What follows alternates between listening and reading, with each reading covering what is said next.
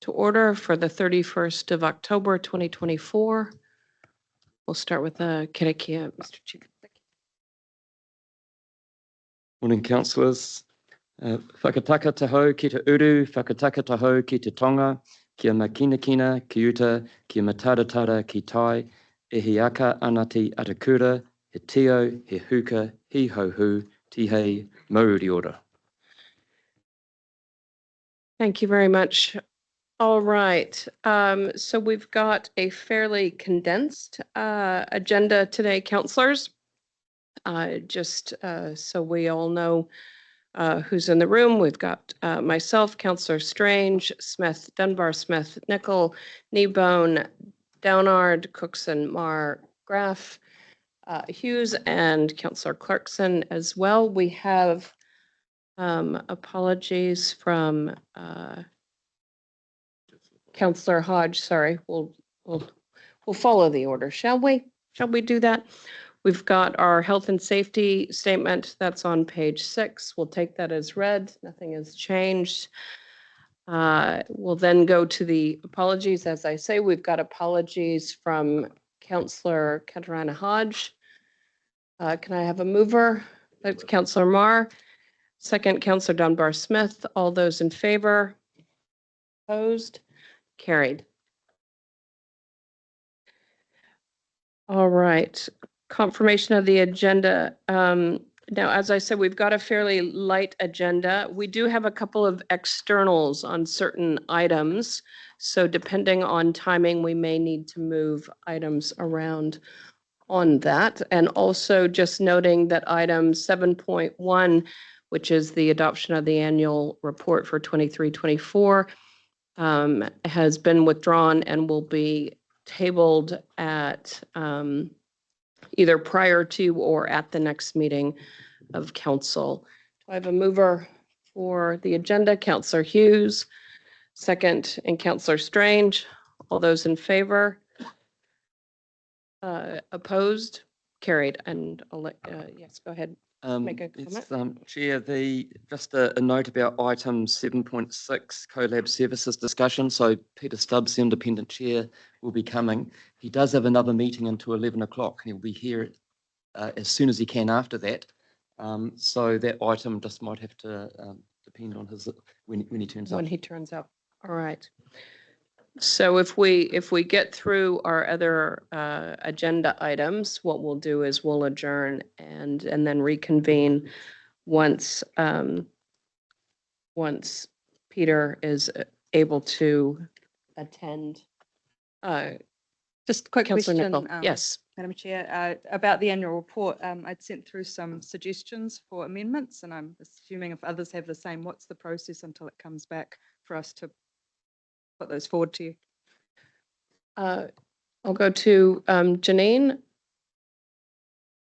Thank you, Madam Chair. If elected members have any particular feedback on the document, then that can be sent through to me. We are trying to clear all of the matters remaining as quickly as possible. So probably in the next couple of days would be great if that's feasible. Thank you.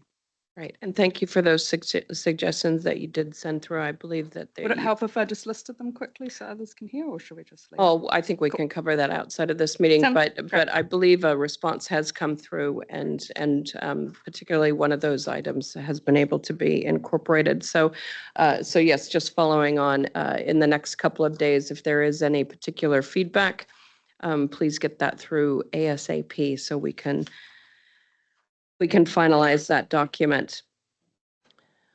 All right, disclosures of interest, any disclosures, new disclosures or disclosures in relation to any items that are before the council today?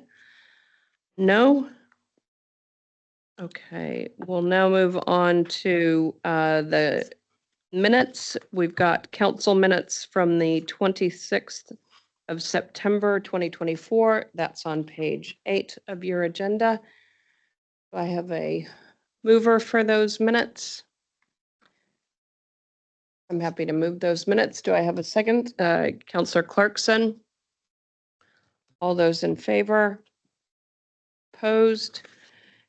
Carried. All right, we do have quite a series of committee minutes to either confirm or receive. You'll see them listed there in the proposed motion.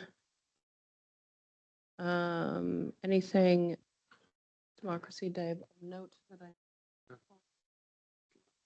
Councillor I'm Mark. happy to move as a whole if there's nobody wants to speak to any of them individually. Right. All right, we've got a mover in Councillor Marr, a second in Councillor Hughes. All those in favor? Opposed? Carried. Okay. And now we've got recommendations included in the minutes. So we have two committee minutes that have recommendations. The first one is from the Integrated Catchment Management Committee. What page? Page 49.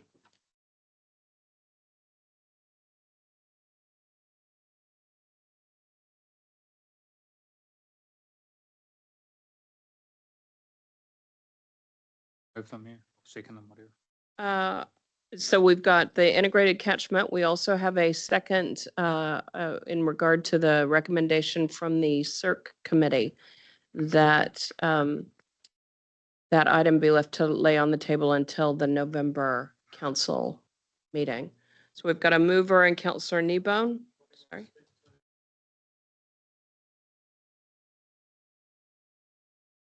Does anybody want to speak to that? If not, we've got a second in Councillor Smith. All those in favor? Opposed? Carried. Okay, as noted, item 7.1 is no longer on the agenda, so we'll move to 7.2. Just point of Sorry, clarification, yes. please. With proposed amendments that we send through on the annual report, does that not have to be approved by council? How's that process going to work? Sorry. Janine. Sorry, Councillor Nebo, that was in terms of changes to the document. Yeah. Because I think from what you said before, I was sort of half listening. You said I'll send them through to me and I'll. But yeah. I think we're mainly talking about editorial. If you see it, if you spot a misspelling, or if, like for instance. So what if there's something a little bit bigger in terms of format or layout, or what's the process going to be to? So what we can do, obviously, you have a copy of the document as it stood early this week. When we bring it back to you for adoption, we can highlight what's changed since what you will have seen previously. Yeah. I think the ones that we've had have been a representation of the map of the region with councillor photos on it or details on it, to combine that into one rather than two, and just some wording early in the document that referred to communities as customers. Yeah. I'm not so worried about the details of, but just the process. I just wanted to make sure, that people get an opportunity to. And if, for example, staff don't like what we're proposing, that's fine, but we need an opportunity just to. Sure, work if it that through. makes sense. Yeah. I suppose the final adoption at either an extraordinary meeting or the next meeting of council, the November meeting, that would be the time if there was something of significance As that long as needed. it's time, that's all. Yeah. Yeah.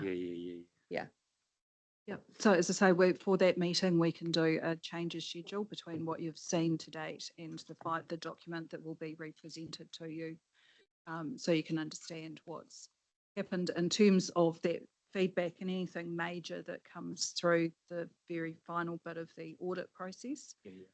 So that we're just absolutely transparent in terms of anything that has changed within the document over that period. Right.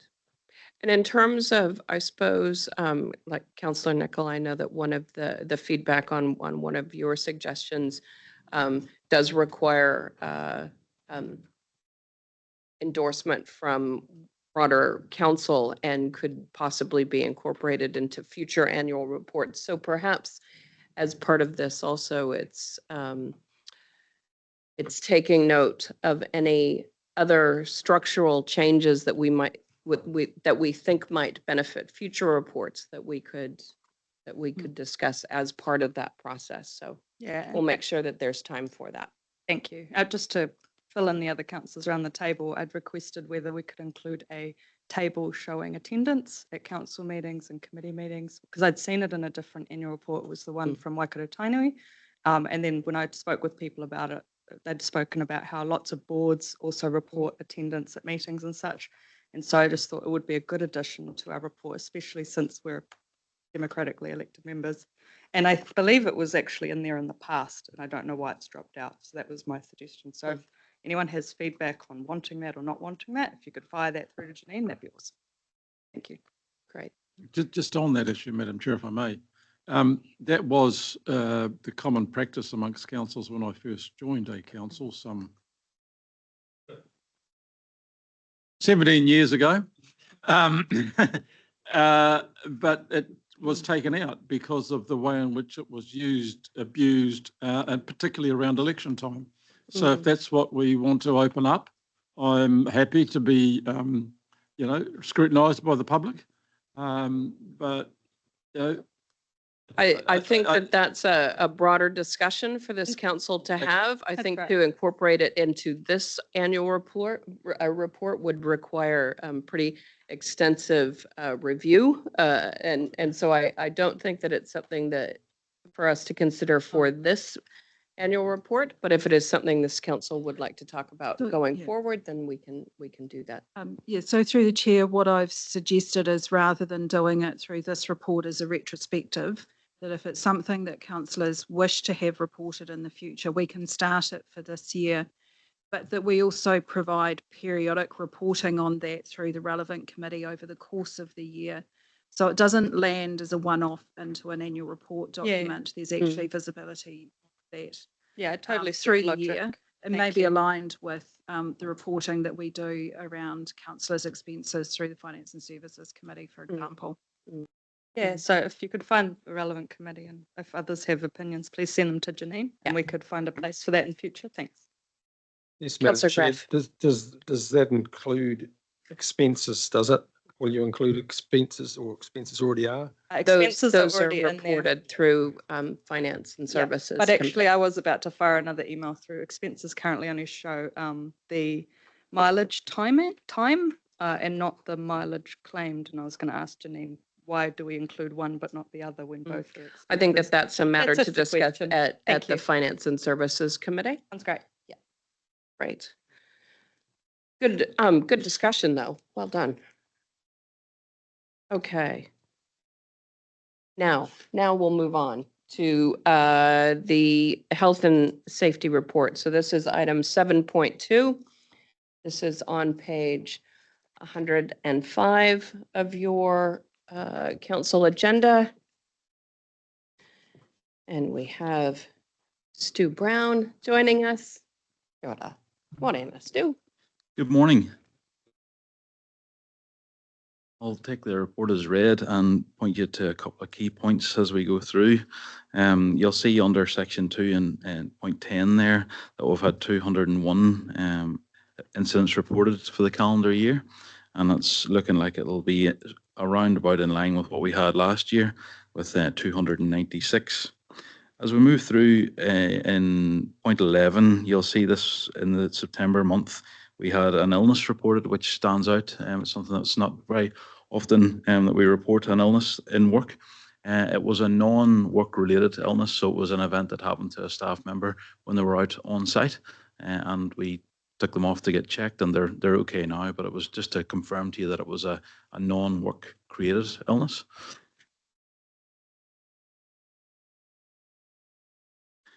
Yep. So there was a site inspection taking place and the staff member felt nauseous and had heart palpitations. so had to be taken off to a medical centre to be checked out. But it was a personal incident that happened with them, and it wasn't something that was created in the workplace. And thankfully, they have recovered and all is well. As we move through, you'll see point 15, the leadership walkarounds, they continue. There's one that didn't get picked up in the report, but has happened. And you'll see that we've got them across the directorates, and Rudd isn't listed there, but there has been a walk around in Rudd, which is great. And our sick leave remains reasonably high at 6.8 or 6.9 there. So that's still above the benchmark of 5. I'm happy to take any further questions. I guess the only other thing to point you to at the end, we've mentioned that a few of those critical risks are under review. The vehicle crashes and the working around water are both at a point of almost completion of the review. The review has found that there are obviously still critical risks there, and the risk scores have remained the same. So we're now going through a process of ensuring that all the mitigations are in place and that they're actually working. A bit of feedback on that. All right, I've got Councillor Hughes, Marr, and then Strange. Councillor Hughes. Thank you, Madam Chair. Thank you for your report, Stu. I'm not sure whether you recall at last meeting I requested whether you kept information on working from home. Yes. And you said yes, you did. And I asked if we could have a report in here, and I thought you said yes, we could do that. Yep. I don't see it here. Yep. I might have missed it. I'm sorry if I have. No, you haven't missed it, But Chris. I thought I would. I envisage something like your sick leave chart. Mm-hmm. I think, and if you've got something to compare it with other organisations, that would be useful as a benchmark as well. Okay. Thank you. I guess I'll pick that up with you, Chris, no problem. It's possibly something that doesn't sit with a health and safety report.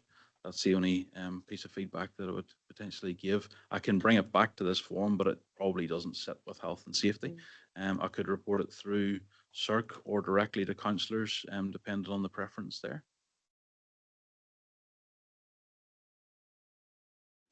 Okay. Yes. Through you, Chair. So just on that matter, so I've also been requesting information. I've just seen some very recently. I could tell you, for example, that on average about 2/3 of staff are working within the organisation. There's a little bit of dependency on day of the week, but of course you've got to tease out when annual leave and all those other things are taken as well. Some sort of anecdotal, almost lead indicators, if you like. I could tell you that things like the usage of some consumables in the organisation has definitely tracked up over time, which tells us actually over time there are more people coming back and working in offices throughout the region. And whilst that some of those consumptive type of things might seem kind of interesting, actually they're probably a really good indicator of how many people are working in the organisation. Right. So we'll find another way to get that information through to councillors. Certainly. It would be, and perhaps it's as a component of that, a refresher for councillors on our policy settings, so everybody's aware. Thank you. Understand that it's topical at the moment. It is indeed. Yes. All right. I've got Councillor Marr. Thank you, Madam Chair. Yeah, and thank you, Councillor Hughes. That was one of my questions too, but a couple of quick others, Stu. Just around the lighting discomfort in the office. Just a bit of feedback, obviously being a Sparky, a little bit of interest there, but. Yeah. It's well picked. Some light on that too. Yeah, indeed. No conflict of interest. Yeah. No, we're doing too good a job on the lighting front. Too bright. Yeah, it's too bright. We've had you may have seen that there have been a number of reports over the past few months really on that. So we have contractors coming in to test the lumens coming out of the lights, and we've identified on the 3rd floor that they're quite bright, and they're able to dial those back a bit for us, which is great. Nice. And we've also got a couple of areas around the building that are now low light, so people that are sensitive to it can find a desk with a marking on it and know that that's low light. So Yep, So it's not that's an expensive fix is probably where I was getting to. That's And the other thing, just with the ELT walkarounds and that, are they getting out into the regions? Yes, yes, they are. They're getting out across the whole region. Yep. It'd just be nice, maybe a little bit of feedback, yes, they've got up to, Whitianga, and yes, they've got to Paira, and just, so we have some comfort that they are getting out to those regions. Yep, I can do that. Thank you. Just further to that, as an example, I've been out in the West Coast in the last 2 weeks. I've been down in Taupo catchment last week. I'm at Whitianga in December.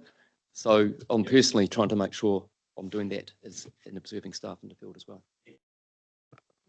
And I do encourage councillors to do that as well. I was out in the Paeroa office the other day, and one of the staff showed me around and introduced me to people. And I do encourage councillors to do that when you have the opportunity. It's a great chance to get to know more of the staff and to understand the different perspectives that they get working in different parts of our region. So. All right, I've got Councillor Strange and then Councillor Kneebone. Councillor Strange. Yeah, thank you. Thank you, Stu, for your report. I just note in the attachments the policies that are under review and one that's not under review. There's only one mention of the bow tie. Yes. Yeah, can you just shed some light on where that bow tie exercise might be quite valuable to use in other policy areas? Yeah, I mean, we've had that for a reasonable period of time now, and we've been using that in health and safety mainly. I haven't been involved across the organisation in using it anywhere else, but Marie has certainly been across that for us, and it has had significant value. I think that is something that, possibly has been used less over the last couple of years, that we've got a feedback on that, but she certainly incorporates it into this. So yeah, that's feedback on that. Okay. So just in the notes, it just under workplace psychological harm, it specifically mentions the bow tie, but not on any of the others. Yes. That's one I'm not personally across. I haven't been involved in that one to this point because it's not at that stage for me to review. So, Okay. but I can come back to you on that. Yeah, I'm just wondering the About other the use of areas, that. whether a bow tie Yep. could be useful Yep, to include. I'll come back to you with a Yeah, report on that for the perfect. next.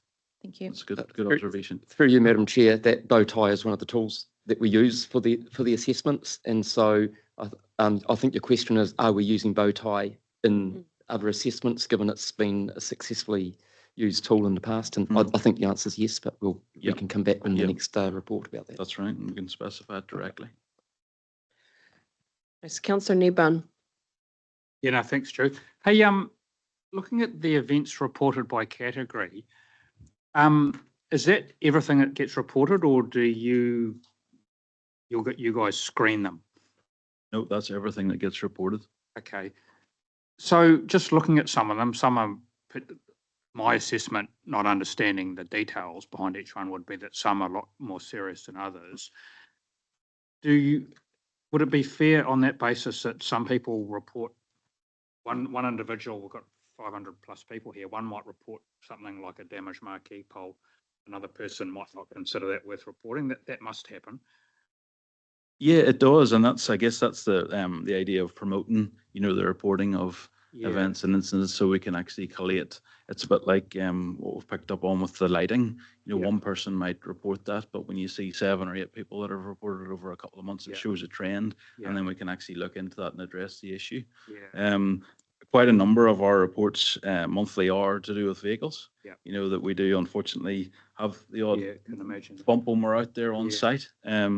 But that's, part of it, and that's why we do focus on that with our training and our, making sure our vehicles are up to spec. And so I guess my fundamental questions are quite a broad one, in the sense that when I think of the range of businesses in the country, from 1 or 2 people to 5 to 500, I would imagine this sort of reporting is really inconsistent when I think of my own business and my neighbours and all that sort of stuff. And just I guess my question is, what are the expectations under the Act in terms of some of this stuff, if that makes sense? And just because I guess where I'm going is I want to make sure we don't get too much into the weeds, because this can get potentially quite significantly expensive in a big organisation from an administration perspective. Yeah. Yeah, yeah. Yeah. Yeah, no, If that makes sense. Yeah. it does. I'm hopefully with you. I think it's really important that we encourage people to report, because that's what gives us the data to find out where the risks lie, and then we can act on that.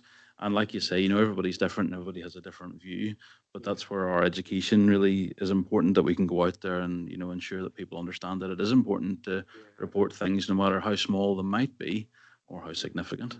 Because a part of my question is also, I've got in back of my mind a couple of other entities that I govern, part of the governance team on, that don't get to this level of detail, and I'm thinking, should we or shouldn't we? If that's kind of where I'm going generally. Stu, I just wonder if I can help with this. Sure. So as part of our, from my perspective as from the PCBU, as part of our health and safety policy we have, it is something we promote. We promote all, not just incidents, but near misses, because near misses are the lead indicators. That's the thing where we can head off the incidents. So it's absolutely something we promote, and you won't be able to see it, but we've got a really good app that you on the phone that called Vault Check. And it is very simple for staff to use. It's not a whole lot of forms you've got to fill out. It's easy to fill in, and that's what gets downloaded into the system. And like the leadership walkarounds, for example, I talked about a couple that I've done recently. I haven't actually loaded them in yet, but it's very, very simple to put in. Because I think that's where you're going. How much expense is put into it for what reward? We've developed a system that's very simple and easy to use, so that it is to help encourage it. Okay. Now that all makes sense. I think just a comment from the administration burden, it's fairly automated and doesn't take, you know, a great deal of effort each month, you know, to actually provide the reports through. So, but we're happy to pick it up with you outside of this forum. No, thank you. No, I think, cool. No, that answers my question. Thanks. Got it. Councillor Cookson. Thank you, Stu, for your report. I'd just like to add into that conversation. I was on a governance course last week in Auckland for 3 days. 2.5 hours of it was health and safety, of your responsibility as us sitting around the table here, and the minor incidents or the learnings to stop serious incidents happening. So they are the ones we got to learn from. So everything needs to be detailed, that we are taking every precaution that we can to make sure serious accidents don't happen. And that's your job as a governor and as a councillor, that you must take that on. So yes, Stu, I endorse everything you've said, and hopefully we got to learn how to continue and build and make this better is the direction that we got to do, because then we show we are doing the most possible to keep our people safe. So thank you. Thanks, Robbie. Councillor Dunbar-Smith. Yeah, in the interest of transparency, I don't understand how the bow tie relates to workplace psychological harm. Perhaps you can define what a bow tie is in this context. Yeah, I guess I can come back to you with some more information on that. It would be. Is it not a simple? It's not particularly, no. Right. Yeah. So in 2 words, what is a bow tie in relation to this? Is it a? So the bow tie is it's a tool you use which looks at different factors, which are kind of the points of the bow tie, and it brings them together in the middle to understand what the risk is. Okay, so that's Noel's drawing me a diagram. It's an intellectual tool, not a physical one. Yes. Cool. It's a health and safety tool, and that's well practiced and used around the world. Thank you. Yeah, that's right. I do know that, I think it was last triennium, we did take councillors through a bow tie process just so councillors understood what goes into it. So I'm just wondering if we maybe think about that in terms of some upskilling for councillors, just to build awareness. Make it optional.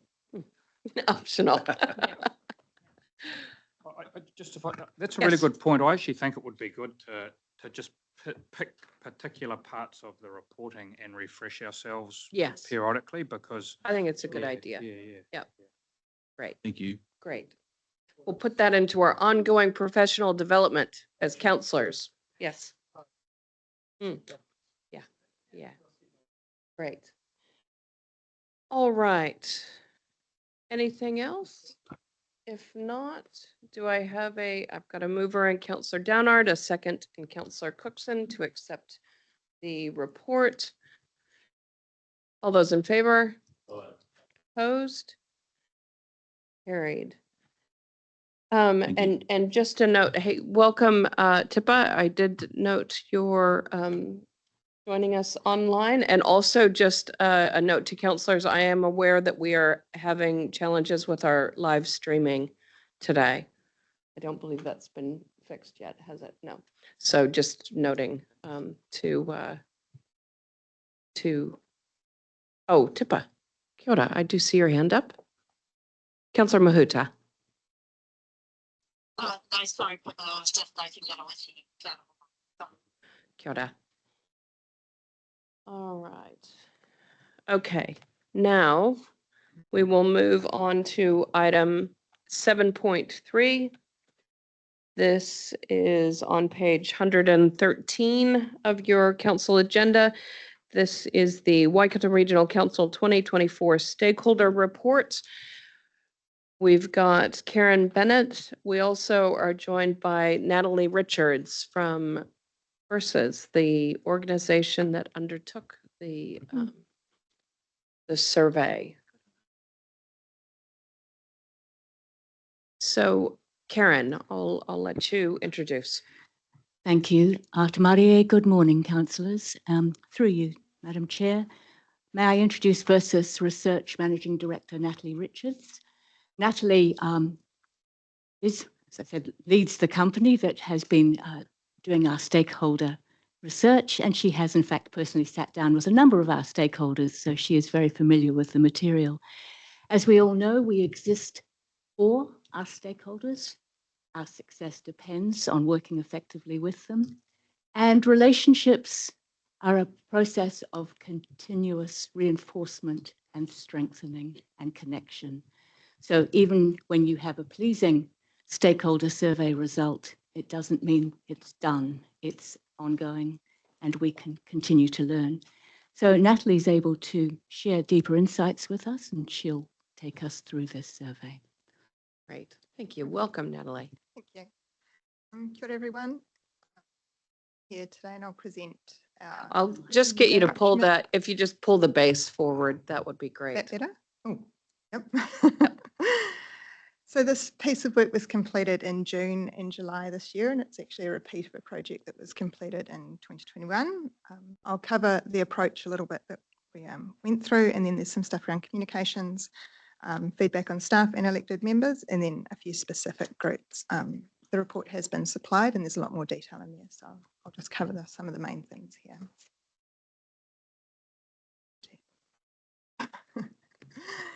Thank you. So this, as I said, was a quantitative survey. This table shows the stakeholders, iwi members and scheme members, the number that participated. The thing I would stress here is that these are your key stakeholders. So they are people that you have relationships with that are ongoing, that you work quite closely or quite intensely in terms of specific projects. There's a real range included in here, so we can talk a little bit about that. We had, in terms of stakeholders, 111 people that were supplied to us, and 70 participated in this survey. It was a telephone interview, so there's quite a lot of feedback from some of these stakeholders. The response rate here was actually really good. There was not a lot of refusals, and if it was generally because they'd either moved on to another role, or they had felt that they hadn't been in the role long enough, or they'd delegated someone else to participate in this. Anyone that wasn't able to participate, generally we'd bug them quite a lot, so it was time to stop bugging them. So it was usually a non-response issue as opposed to an outright refusal.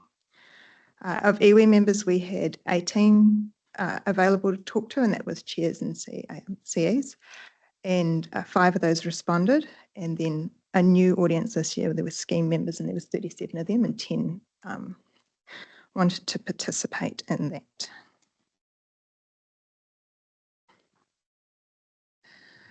So as I said, this was a repeat, but there are some changes, and I think these are really important to note. So we used the same questions, we used the same method.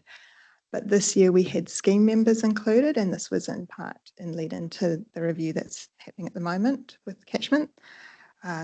We also had iwi included this year, but this was in a slightly different role. The 2021 project involved a large qualitative component, and a lot of iwi participated in that as a preferred form to be involved in the work. So that was, I guess, the 2021 work. We also had quite a lot of change in your stakeholder group this year. So 59% of the organisations that we interviewed in 2021 were here in this year, but only 27% of the individuals were. So there was a lot of change in terms of those roles and quite a bit of expansion, I guess, in some of that. I think there's also a broader group of stakeholders. So we had fewer territorial authorities participating in this. Not that there were fewer of them, but that relative to the proportion there were in 2021, we had a bigger mix of stakeholders. So we had more from the commercial sector this year and the agri sector. We also had more from tourism, more community organisations, and some from energy, which weren't present in the last one. So I guess that's reflective of the broader engagement that the organisation is starting to move towards. The last thing I'd like to point out is that there is probably a change in elected members. There's some new faces here. Councillor Clarkson's my favourite example. I interviewed him in 2021 and now I'm presenting to him this year. So we can see a change in terms of who's around the table. So different dynamic, different council as well. I'll take you through this. This was a model that was produced in 2021. As I said, there was a large piece of qualitative work that was undertaken. There was about 30 of your stakeholders participated in this. And the idea of it was to try and understand what good engagement looks like. So this is their understanding of what they would like to see from you. So it's sort of a layered approach. There's communication, but then there's that surface engagement where we sort of, are we being responsive? Are we engaging early? Are we being honest? Are we open? There's no surprises. That sort of that good stuff. And then we move more to that empathy or that really deep engagement. We understand each other. We're in partnership. We're prepared to change. We can work together, not just in parallel. So those sort of levels all came together with the feedback from your respondents in 2021. Those statements were that sort of model was then formed into statements, and that was what was used as the questionnaire, and that was then repeated this year. So we have a like-for-like comparison in terms of the wording in the question, and it is based on that feedback that was qualitative to start with. So I think in terms of that, it's quite a robust understanding of what your stakeholders, your key stakeholders expect in terms of their engagement with you.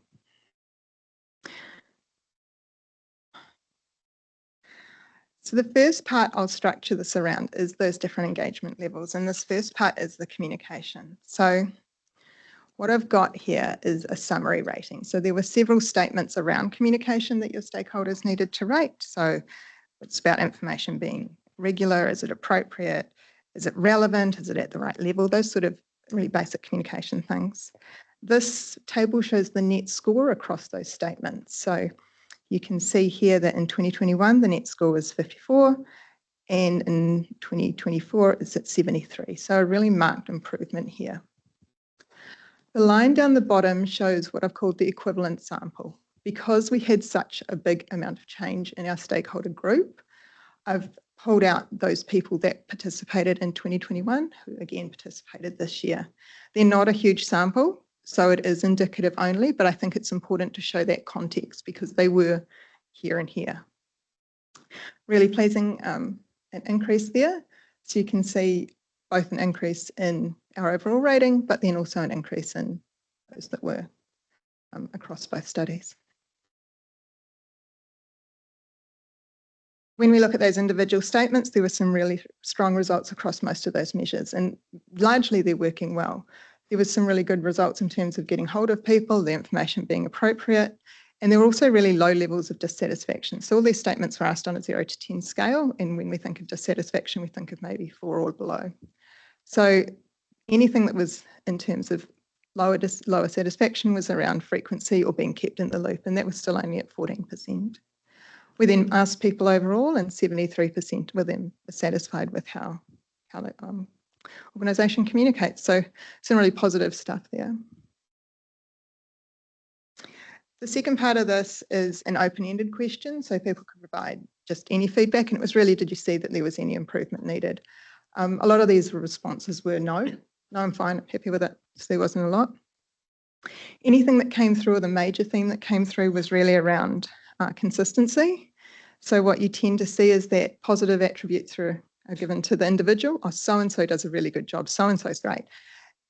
Rather than the organisation strategy. Generally, it communicates well. So there is sort of that tension between that, but I guess that's also indicative when we think about a stakeholder and engagement, who's working closely with who. So the one thing that was more consistent is that feedback loops need to be closed more consistently. So that's about receiving something, acknowledging it, responding, and then saying, and this is what we've done. So it's closing that loop. Some people are awesome at it, and some people are less awesome at it.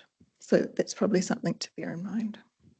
There was a couple of tweaks, I guess, you could put around specific groups.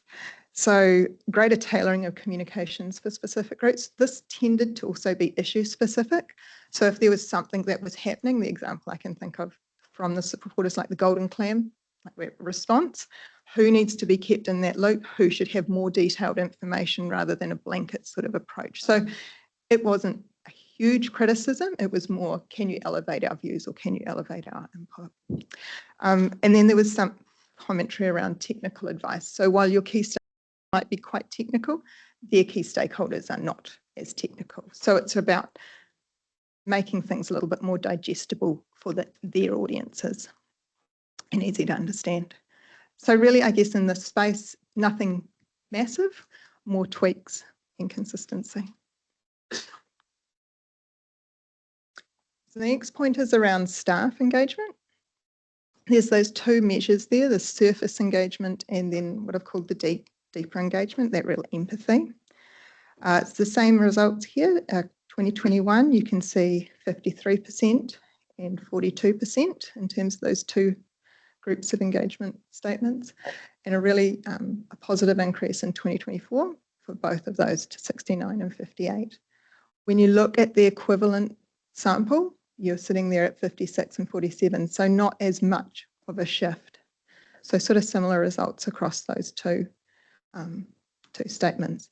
I guess what are we thinking about that is that the people that we're engaging with, that new sample, are really, really impressed with what we've been able to do. You see quite a difference there. The equivalent sample, not unimpressed, but they're harder work.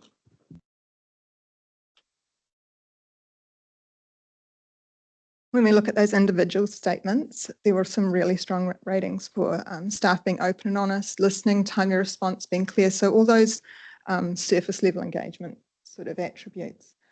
When we look at those deeper engagement ratings, so we're making an effort to understand your position, I'm listening to your point of view, I'm trying to understand your work and how we can fit in. That's where we see lower satisfaction ratings. Generally, we're satisfied though overall, like nearly 80% of people said that they were happy with their engagement with staff. So rated that as a 7 to 10, which, you know, it's a very positive rating. And the equivalent sample was a slight lift from 2021. So some really good results here for staff.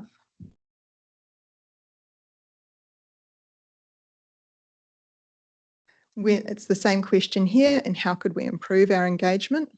So there's two sort of strategies here. The first one is around building knowledge of local areas. So this is really important for your local councils, for community organisations, for some of the people in the rural communities.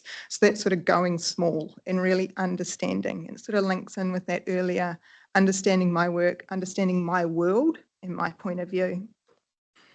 Conversely, you then have some feedback about going big.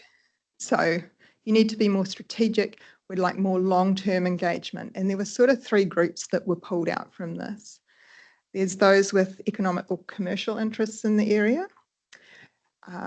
So those that are looking to progress, I guess, not just in sort of construction, but actually the growth of the economy. Where can we grow? How can we change? There are those who are future focused or long-term thinkers. So in this space, I'm thinking the science community. I'm also thinking universities. So aligning what you are needing with what they're producing. Are we looking 10, 20 years ahead if we get a government that changes something? Is our thinking aligned? Do we have the right information? So it's more at that, I guess, long-term sort of level. And the third area is with your counterparts, so other regional councils. This is more around, I guess, efficiency. We're doing similar things. Are we learning from each other? There is a recognition amongst anyone that works in local government that time is a real precious resource, and that often the idea is there, but we've just run out of that time to be able to do it. So it's about thinking, we've got this coming up in 12 months. How can we learn from each other? There were some common engagement challenges across the feedback around staff. For some, there were limited relationships between stakeholders and staff outside of ELT. So these are your key stakeholders, but they're very aware that there are competent and capable people within the organisation, and they would like to see some of those faces showing up and taking roles and being able to engage. Sometimes there leads to blocks between promised action and actual action. So we've had a great conversation at a key stakeholder level. Does that need to filter down to how it's actually implemented and when it comes about? There are also a couple of perceptions around under-resourcing, and I think this actually all ties in together. It's how we're enabling our staff or empowering our staff to actually be able to give action to some of these things. It's not necessarily we need more people doing the same thing. It's more around how do they do those things and how can they actually better engage with our stakeholders.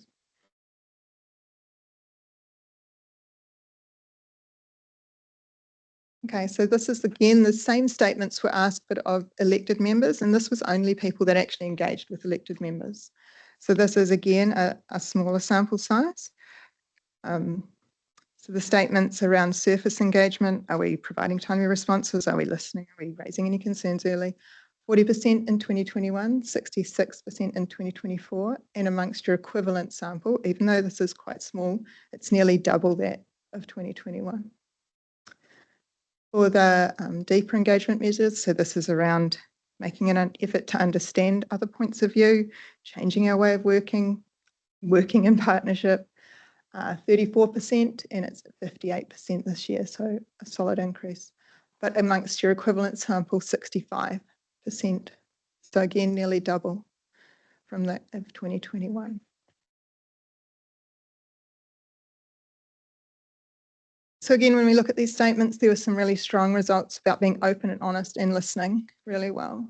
Lower responses were seen about being proactive and forthcoming, so raising concerns early on and changing our way of working. This, I guess, shows a sort of similar pattern to that of staff, that really strong in that surface engagement, but when it comes to that partnership, it can be harder to enact. The main thing, I think, is that significant improvement compared to 2021 for that equivalent sample. That's a really huge change. And I know these are small figures. There is only a few that engage with council directly, but I think it's indicative of the work that's been done and the efforts that's been made. And certainly that came through with the comments, the open-ended comments. As always, there's some improvements. The main thing really was around consistency. So having engagement from all councillors and consistently from all councillors. It's not that the engagement is poor. It's not that we don't, it's negative. It's just that it's invisible. So we'd like to see more of you. There is a genuine desire to have more engagement with elected members. They'd love to see you. So I think that's an important thing to keep in mind. Some specific feedback here was, and this was, I guess, talks to the busy nature of being an elected member, is that the structured conversations and putting that in around LTAs. So planning that time rather than just informal catch-ups, what are you doing and how are we working together, and having that in a more structured way. And I think where that has been implemented, there's been benefits for everyone. Rather than in passing or informal, sort of formalising and tightening that up a little bit to make sure that it happens. We also had a few statements in here about WRC overall. So there were some, this was, I guess, statements around KPIs and sort of performance statements generally. They were measured last time and they were also measured this time. There were some really positive perceptions around scientific expertise, informing decision making, collaboratively working, natural resource management in the environment. Things that came through lower are around community connectedness, so working with local communities and supporting vibrant communities, things like that. I think that sort of mirrors the results we've seen for staff and councillors around being present and being in those communities. Any areas for improvement really reflect what we have seen, calls for greater engagement, but there is time resources there. Seeing yourself as an enabler, not a regulator first. This came through really strongly in 2021. This doesn't mean changing the rules. It doesn't. It means working around how we can work together to get the outcomes that everyone wants, not simply going in with no first. That was quite a common piece of feedback. Understanding smaller communities, being present in those, and recognition of the regional leadership role that this council takes. There was some positive feedback around doing that well and the potential to grow that in terms of facilitating economic growth, but also, I guess, that future thinking for the region and being the connection or the glue that can pull all those parties together.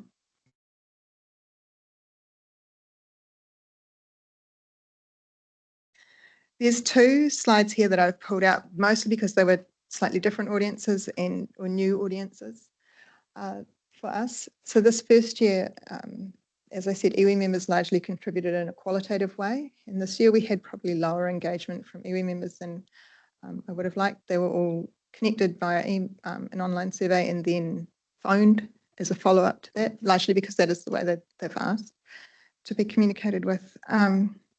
I think it's probably a reflection of their time-poor nature that they are. They are very stretched in terms of providing feedback and contributing to everything as well. The results for those responses were lower than what they were for the wider stakeholder group that we've just seen. If I look across the feedback, it's the same almost as 2021, and it's that fundamental challenge of getting everyone to understand what it means to be in partnership with iwi. They don't consider themselves a stakeholder because they're not, they're a partner. So I'll read you one statement to sort of clarify this. Staff need to understand the meaning of the key principles of partnership, participation and protection in Te Tiriti o Waitangi and develop competence in delivery of these principles. In particular, they should be competent in understanding and delivering to the requirements of treaty settlements that are statutorily recognised. So that's that sort of feedback. The other point I'd like to make is that it's also not necessarily about connecting with iwi, it is about understanding hapu and consultation with marae. That came through too. So that being in that world and being connected.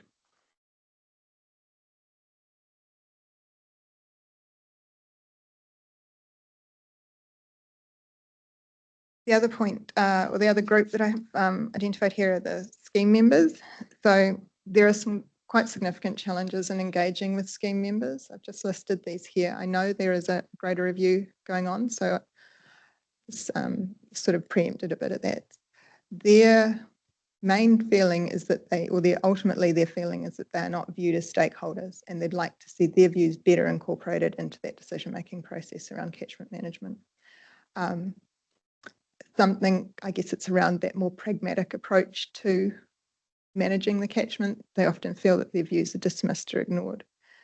One thing I would say is that the staff who work locally are often better regarded than those who are office space, so those within, yeah. I guess when you look at this, this is often, these people have quite a deep connection with their land. They're often multi-generations who have farmed this land. They feel that they know it and they really live and breathe it every day, and that their understanding of that land, how it works, the soil type, when it drains, everything like that, they really want that elevated and incorporated into some of that planning. It's not that they've just dreamed up their ideas. They've lived that land for a long time, and I think it's the recognition that they're really seeking from quite a personal connection. Yeah. The only other point I'd say here is that these issues are more with the the on-farm relationships, so those that are actually landowners and sitting within the scheme. When you look at some of the off-farm, so the agri-sector relationships with your key stakeholders, then they're quite different. They reflect quite different views of WRC.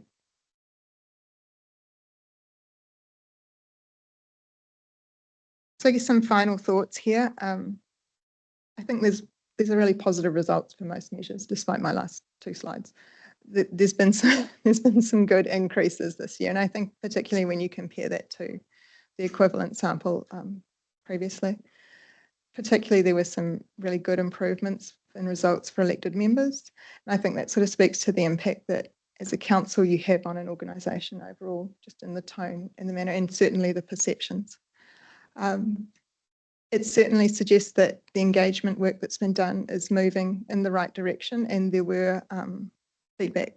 There was feedback that specifically said that I have seen these changes. I'm impressed with where this is going. It's definitely going the right way. There are obviously still some challenges, but I think there's recognition that you are working towards building those relationships and continually investing in those. I guess my final few thoughts in terms of looking ahead is to continue to develop that engagement culture. It's, as Karen said, it's not a one and done. Absolutely. We see that with the change in stakeholders. You could very well have that same change next time. So it's about continuing to invest in those people. Modelling partnership, the attitude that you show up with, how that presents the first time you meet someone really dictates how a relationship plays out. We saw that last time as well. Implementing policy whose voices are at the table and the credit we're giving them. Certainly there is a building that regional role, particularly with key partners. I think we spoke about that in terms of the science and economic growth space. Increasing visibility and consistency of elected members. So see more people.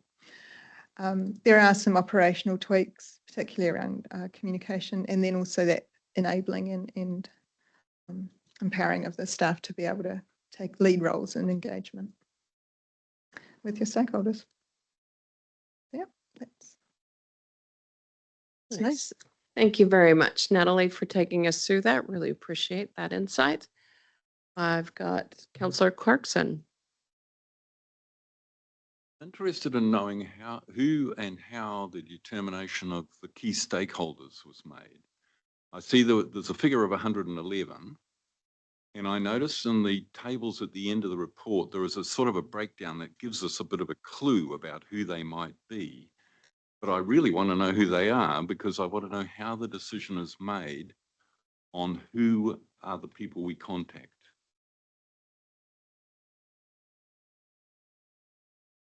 Oh, sorry, Noel's got it. Thank you, Councillor Smith. Councillor Clarkson, those stakeholders were selected from the contacts that ELT has on a regular basis with our industries, individuals, chief executives and staff who have a close relationship with us. So people that we would see on a quarterly basis at least, if not more. So it's a staff-driven list of stakeholders? No, it was also, sorry, mined from the chair's connections and diary as well. How are the stakeholders that we as councillors interact with on a regular basis, how are they mined and included in this process? I wouldn't know your stakeholders directly. Yeah, that's the point I'm making. Yeah. Yeah, I mean, I think there is a bit of an issue here in relation to all of our councillors, in the sense that the way that list is made up may not necessarily even be talking to some people who contact and talk to us on a very regular basis. I know who mine are, and I want to see the 111 list, because I want to know who are the ones that are actually being approached, and how does that represent the range of interests we all have around the table.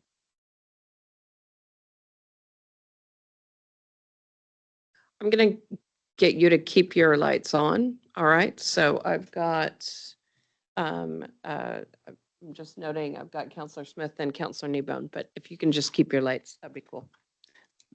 Yes. Maybe if I could just add to that too, Councillor Clarkson. Most of those stakeholders would probably be your stakeholders because they're actually in connection to our strategic directions. So a lot of that would be from the biodiversity space, would be from the environmental solution space for universities, for example.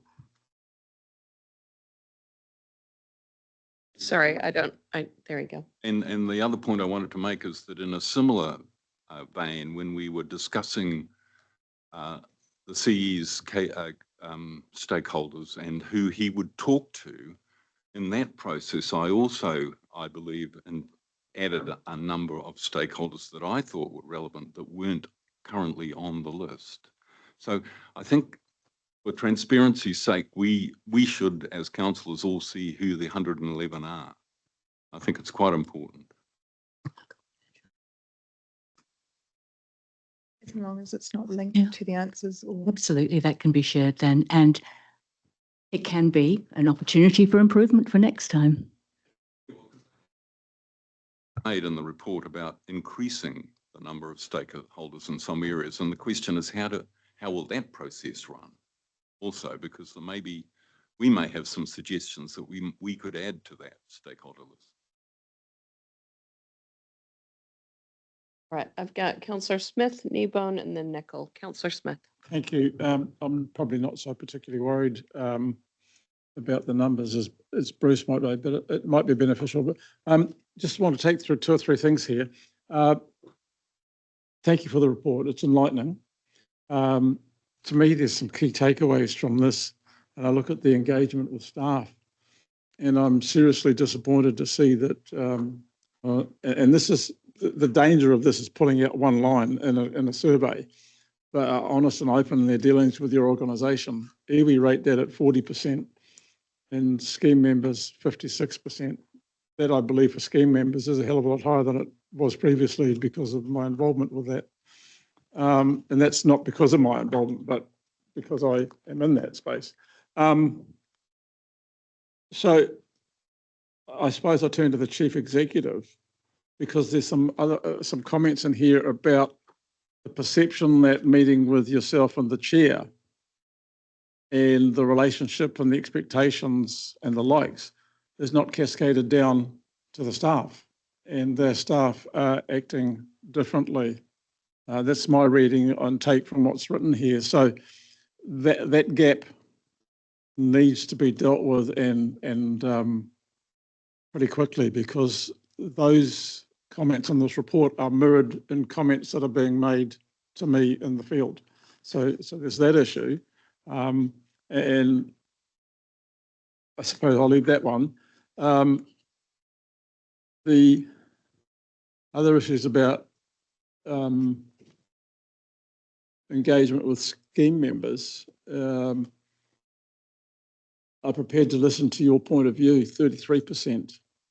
That's really poor. And I suspect, I know Robbie may have found this, but what I find comments made to me at times as the chair of this Waikato subcommittee is, we don't count you in this comment, Noel, but the council is not performing. And so it's really hard to see when you look at the small numbers, 9 from scheme and 4 from iwi. It's to the extent that I would probably discount these with any validity. It's a trend rather than absolute, and I would hope that you agree with that. It is really good, I think, for us as councillors to see that we are perceived better than what occurred during the last training as a group as opposed to individuals. I'm not making any criticism on that comment, but if it's the perception out there, there's obviously been some significant, and you just addressed that in your final comments, I believe. So I think there's some trends in here, especially when I look at page, 139, 33% of the community are unhappy or neutral with performance. So I would probably like to turn to you, Chief Executive, put you on the spot, and say, what are the learnings from this that you're going to take away and address? Just before that, though, I just am wondering, Natalie, if you wanted to comment on the validity Well, they are very small. You know, just given Yeah, no, the that's- sample size, just wondering if, just I in mean- terms of context. They are very small samples and they are in there as indications only. Certainly, I wouldn't be hanging my hat and saying, right, we're going to do a whole, piece of work around 10 people. It's, I think they're a heads up in terms of this. They were an additional group this year and the focus was really on your broader stakeholders. I know there is more work being done in that space and this was really just probably an indication. I think it's going to be valuable over time, particularly those two groups. Iwi, I'm disappointed after 20 odd years of JMAs and the likes that we still haven't got past go. They are our partners, and I find it frustrating at times when it appears one-sided, but we have to learn how they wish to be engaged, and I've articulated that previously, and we've got to move on. So, but and that scheme group, absolutely, that's nearly half of the scheme group. So appreciate a point in time. Sure, we'll let Chris comment. Yeah, no, thank you. First of all, I just want to acknowledge, Natalie, the work you've done. This was really, really hard stuff to do, to get hold of people, to get people to respond, to engage in that deep way that you get meaningful results. I just want to acknowledge the effort that I hear that you go to get people, and the fact that sometimes we get quite low numbers actually back isn't due to the effort that's put in. The second part is I just want to acknowledge on behalf of all the council, despite the fact that you notice that 33% might have been not positive, 67% were. So I'd much rather that way around than the other way around. And so, but it is what it is, and this is why we do it. We do it to learn. And, we have our own anecdotal evidence. You've got it through your own interactions. I have it through my own interactions, ELT, and so on. I'm glad that at the stakeholder level and the comment before about who are organisation stakeholders, I'm sure there's 14 different views around the table on who stakeholders are.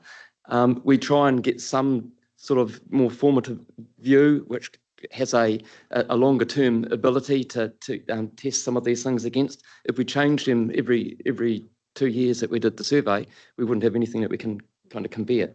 So I just want to note there's an element of that that's really important. I think that the fact that interactions of individual staff members, are they totally aligned with the strategic direction that you set at the start of this triennium? Are they strategically aligned with that, with the vision of the organisation, what we're here for? As probably in CERC recently, when we had a talk about some of the culture survey results, that's one of the things in a leadership role that we always have as a challenge, to try and impart that down. And as strategic directions might change slightly, we've got to try and move a ship that goes with it. But I think this is the point you've made, Councillor Smith, is that that it's continuous effort that's needed to try and do that. And the closer we get down to an individual property owner, be it in an urban area or a rural area, and their own individual interactions of staff, it's kind of the harder that is to achieve. But I'll just reiterate, that's the purpose of the report. It is to get the learnings, it's to get some of the things to focus on. And that's one of the things that ELT is going to be focused on, taking these results and trying to look at what we can do. That's probably how best I can respond to you. Councillor Niban. Yeah, no, thanks, Natalie. Yeah, look, it's interesting, just on the one about the chair and the CE being perceived as really good, but the staff not, and that's, I probably haven't paraphrased that properly, but inevitably, we task you to with building relationships. At some point, someone in Brent's team, for example, is going to have to say, look, sorry, I can't give you this resource consent in the next 10 minutes. It's going to have to go through a process because that's the reality of the regional plan rules that we as councillors own and are responsible for. So, and I'm quite confused about the iwi feedback because I'm on 4 JMAs. That's not the vibes I've got for the last 2 years. So I guess I don't know how we dig into that to find out is it meaningful or is it an individual? I just don't know, but we somehow, for this survey to be of value to us, we somehow have to understand that. Otherwise, yeah, I mean, yeah, I don't know if you've got any insights, Tipper. I see you're online, but it's concerning, but it's not, can't do anything with the concern unless you understand what's behind it. Because yeah, I mean, there was mention of hapu groups and we're not engaging with them as councillors. Well, I mean, there's a lot There's of them, and over 180 hapu groups across the region. if I can have some feedback on how I do that better, and is it realistic to do that in part or in whole, I don't know, but we just don't know that. So to me, this just raises a whole bunch of questions rather than gives me anything to, which is the reality of these surveys, unfortunately. But if we don't do anything with it, it's kind of pointless doing it. So yeah. Well, I don't quite know what doing something with it looks like, but it's, it's kind of, yeah. Thank you for that, Councillor Niebon. Councillor Nicol. Thank you, and thank you for your work, Natalie and Karen. Karen, your opening statement was that we exist for our key stakeholders, and these results are, and because of them, and these results, if they were for the general population, I could get behind that, but they're not good enough, I feel, for the key stakeholders, and I'm not looking at you, I'm looking over here. And we've come from obviously a lower starting point, 2021's lower, so I'm happy about the improvement, but I just think considering they're the key stakeholders, these numbers are not high enough. And so I would like to understand how we keep this more top of mind to keep making improvements, because I don't actually remember the 2021 results. I was maybe only 18 months in and maybe not just fully aware of everything with information overload sometimes, but we do talk about stakeholder engagements in the CE catch-up. I think this could be a good place to keep getting updates from Chris about what ELT are thinking about how we can keep making improvements here, to feed that back to us, and for us to keep talking with Chris about how we want to see improvements, as we kind of already have. I mean, Robbie and I have raised multiple times, having structured engagements with the TAs and how that might happen. Keen to see that actually eventuate. The two things that came out of here, oh, and I was going to say, do you have the numbers, Natalie, on how many TAs chose not to respond? Or not quite? Not off the top of my head, but I can have it. Because I got an anecdotal comment that one of the TAs chose not to respond because they felt they weren't having enough to do with us. And that was from high up, in that council. And I thought, well, that's not a good sign. So the not engaging piece from TAs who are effectively our equivalent is something I want to get really, really well done. The two things I took out of it was find a way to diarise the routine catch-ups and get support for councillors to do that. I know individual councillors can do that themselves, but inconsistency is the message that came through. So maybe that's something we can discuss in the CE catch-up. And then what partnership with iwi means piece, I think we should really put a session in somewhere to understand at the top level, and then as much as it filters to staff is great, but we're the ones who set the processes and the norms and how we do stuff. I think we should understand, because I might be closer to understanding it than some even, but I don't feel like I understand it that well. And it's clear from the results as well. So yeah, and maybe that I just had a comment ask iwi, but at the same time, they are time poor. I think somebody like an external provider who's free and frank with us, like Rangi Maria was with our training last training, and maybe at the very beginning of this one, was very effective. Something similar, just one session at the very least to get us addressing this so that we don't just ignore that coming out of the research would be really great. Thank you. Any other comments from councillors? Councillor Clarkson? I just wanted to add in relation to, we know that the JMA review is going on at the moment, and I'm looking to that process as helping some of this, because I'm sure all of us know that the way the JMAs are currently operating is not really satisfying most of the people who attend the meeting. in the sense that it tends to be council staff telling people what's going on. And that it's that next stage of how you actually develop an enduring relationship, a relationship development, which hasn't really occurred, I don't think, to the extent that it needs to. And I think without knowing, of course, the details of that sample and recognizing that it's a very low end value, I just think there is definitely work to be done, and it's just a question of how we get on and do that work. Thank you. Councillor Dunbar-Smith.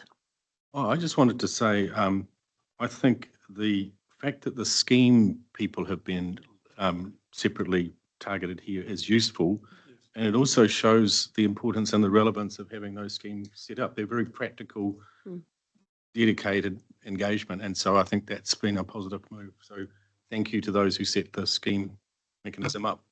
Councillor Kneebone. I was just going to say, just on that one, don't disagree, but we also need to remind ourselves that there's a small portion of landowners and schemes Of the 500,000 people that they get plus that represent this region. 10 times the opportunity to engage than any other sector of the ag sector. So let's not forget that as well. Just wanted to make the question, have we got an ability to dig into some of this feedback, e.g. iwi, to understand the nuances behind it, rather than, because I think making going down a pathway of responding without understanding what's behind some of it wouldn't be very helpful either. Yeah, I think as Councillor Clarkson said, there is more work to be done. We have to work more closely with our iwi partners to see if we can understand the feedback. We have a lot of touch points through the chair and chief executive as well, and our staff and our councillors. And we certainly need to actually put together a bit of a program to see if we can spend more time. How do we address these issues? Because as you say, Councillor Kneebone, hasn't changed. Yeah, I mean, on face value, the message from the survey versus the messaging I think I've been getting in the last 2 years of JMAs are two very different things. I would and agree. So I've got a big question mark as what's gone wrong in the JMAs in terms of why you're not telling me that, because that's the perfect. Yeah, that's why I want to go to the JMA so you guys tell me what the issues are. Otherwise, it's pointless me going. So that's just a And I suppose that I would reflect that as well, because I understand some of the comments that have been shared around this table as to individual councillors' views on how iwi are responding to us, particularly through our JMAs. I'm hearing very positive feedback, and I sit on quite a few of those JMAs. So I think that there's a need to delve a little bit deeper into this and ensure that we are relying on accurate representation of the views that are coming back, as opposed to anecdotal. I've got, who have I got? I've got Councillor Cookson, and then I've got Councillor Mahuta online. Councillor Cookson? Yeah, I just wanted to support what you said then, Madam Chair, that if we got to understand the depth of that information, so then next time when it comes around, are we actually improving, or is it just smoothing the edges? So we need to understand what is actually being said and does that mean, pardon? Yeah, and the contents of it, so then we can definitely know if it's a real improvement or it's just a number figure, because it's the engagement that we're getting overall is the most important part. Councillor Mahuta. Oh, kia ora tēnā tātou, and sorry, I'm trying to find somewhere a bit quieter. There's just background traffic noise in the building I'm in. You can hear me, Pamela? Yes. Ah, cool. Thank you for the discussion. I agree with what the other councillors have said, but I want to note too that Māori engagement with council isn't only through iwi, we are constituent ratepayers as well.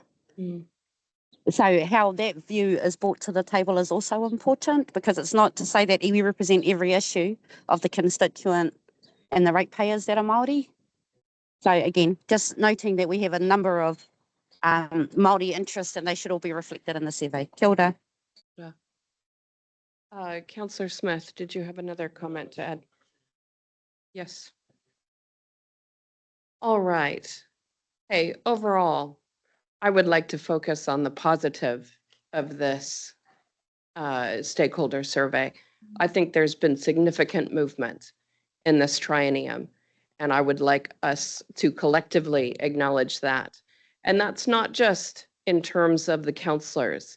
It is very much a reflection of the movement, the positive movement in this organization to engage with the, as I say, over 500,000 people that we collectively represent and work on behalf of.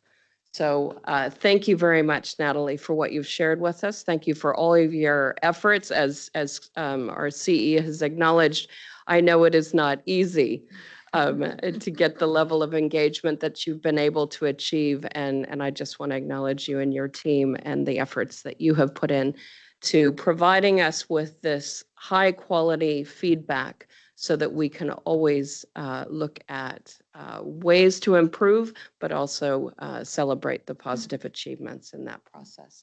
So thank you very much for that. Thank you. Madam. Thank you, Chair. Thank you, Councillor.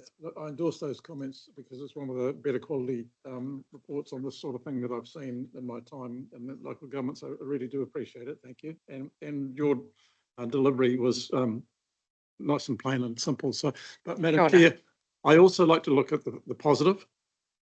Unless we learn from that. Absolutely. As I said, there's some clear areas that we can change the way we do things and improve the engagement scores going forward. But let's celebrate what we have achieved over the last 2 years. Thank you. All right. Do I have a mover to accept that or receive that report? Councillor Cookson, second in Councillor Clarkson. All those in favor? Opposed? Carried. Okay, now we will move on to item 7.4. This is on page 168 of your agendas. This, so I've got Director Ryan to speak to this. This is confirmation of appointment of the Regional On-Scene Commander, being Andrew BUBEAR. Director Ryan. Kia ora, Madam Chair. Good morning, councillors. Yeah, so this is, we do come to you periodically with these kind of papers to make sure that we are maintaining our legislative commitments to maintaining a Tier 2 response capability in regards to marine oil spills. The Regional On-Scene Commander is a critical role, similar to a controller in the civil defence context.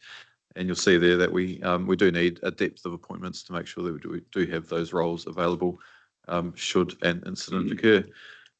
So reasonably straightforward. We've gone through it. It is important that these folk are appropriately trained and have the experience necessary. And certainly Mr. BUBEAR has that necessary training and experience. A strength of our maritime or marine oil spill program is the training that's provided and the assistance that is provided through Maritime New Zealand as well. So I'm happy to leave it there, Madam Chair. Like to move. We've got a mover and Councillor Smith. No, I've got a question. Oh, you have a question? But I was probably happy to move it. But question, Greg. Happy to second. Is the appointment of Mr. What is it? BUBEAR. Is that in any way? It's not. Is it complementary to what his role is, or is and there's sufficient backfill should it be necessary? What I'm looking at is that we're not going to leave ourselves short in an operational emergency situation. I just want to make sure that's covered up, and then probably happy to move. Yeah, it is, and that's the reason why we do have multiple individuals who are allocated that role as well, so we can balance other work, business as usual work commitments as well. So it's absolutely complementary with the work that he does, and we manage things at the time to make sure we don't undermine other roles and responsibilities. Thank you. Happy to move, Madam Chair. It's already been moved and seconded. Any other questions? Just a Yes, quick comment Councillor there, Moore? Greg. So yeah, more than happy with Andrew's appointment and the training he's gone through. And just like to reiterate once again, I'd love to see more of this in-house training and upskilling of our maritime staff in that space. So anything we can do in that space, really be supportive of, just to bring those skills through in that team.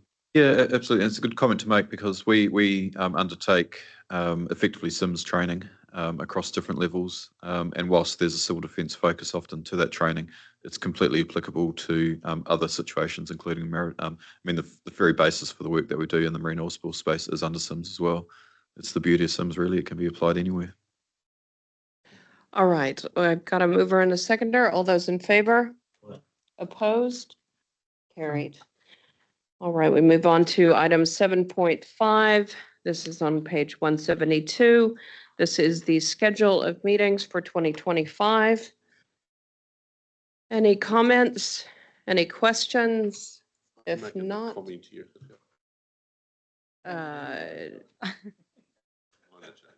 have minor changes? Yes. Just to update you all, since the publication of the agenda, as fluid as these calendars tend to be, we have added some dates now for a couple of the co-governance committees. And just to remind you all that there are some more of those to come, and we also will need to add dates for the Freshwater Committee next year once we get those all sorted out into hand. Other than that, of course, it's a fluid, ever-moving beast, and we will tend to, once this is adopted, we add them to your calendars, and then we try and keep them up to date as any changes come about.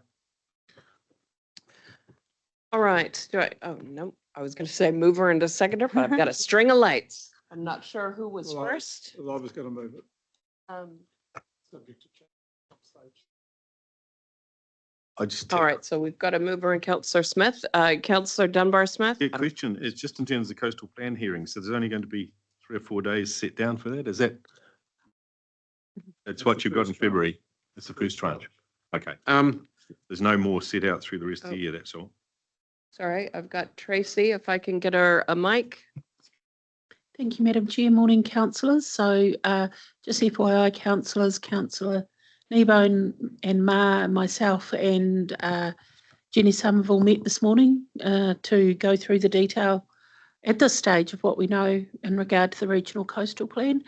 Yes, at this stage there are only the 3 days. Members will appreciate that a whole lot of people, when they lodge submissions, say we'd like to be heard. When you ring them back, sometimes you get, oh, did I tick that box? And then some people will come back and say, no, look, I'm fine. We're also starting our expert conferencing the last week in November, which will help to narrow down the issues at question. We won't have a fix on that. Once we get a fix on that, we will definitely let Dave know so he can pop them in the wider council's calendars. Councillor Nicol. Thank you. I'm happy to second the schedule of meetings. And just wanted to note from the discussion yesterday, what had come about is I got in touch with Marley about how it could work if we did have pre-meeting briefings for some of the joint committees and such. And I'd like to pick that up through a CE catch-up agenda item for councillors to discuss which joint committees it's useful for and how that might work and see where that leads. That's all I really wanted to mention. Thank you. If you could note that. Great. All right. We've got a mover and a seconder. All those in favor? Opposed? Carried.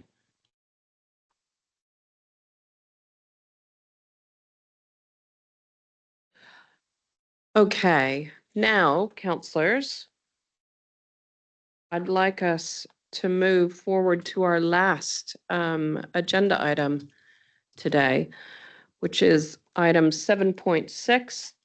This is on page 176 of your agendas. This is the COLAB Services Discussion and Audited Annual Report to 30 June 2024.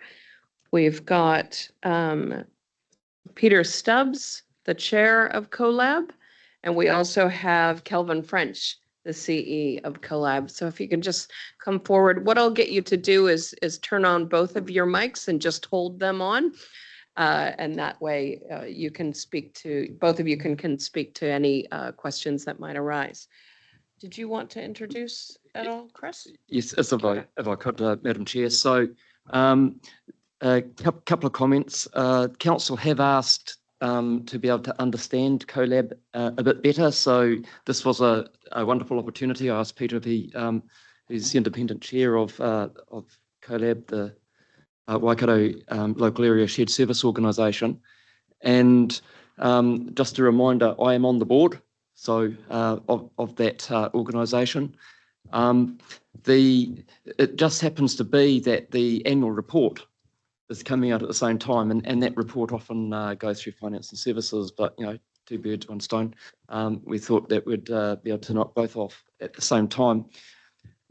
As you're aware, we're also part of a regional sector shared service organisation as well, and I think it's in the November council meeting, Chair, that they'll be coming and presenting what they do as well.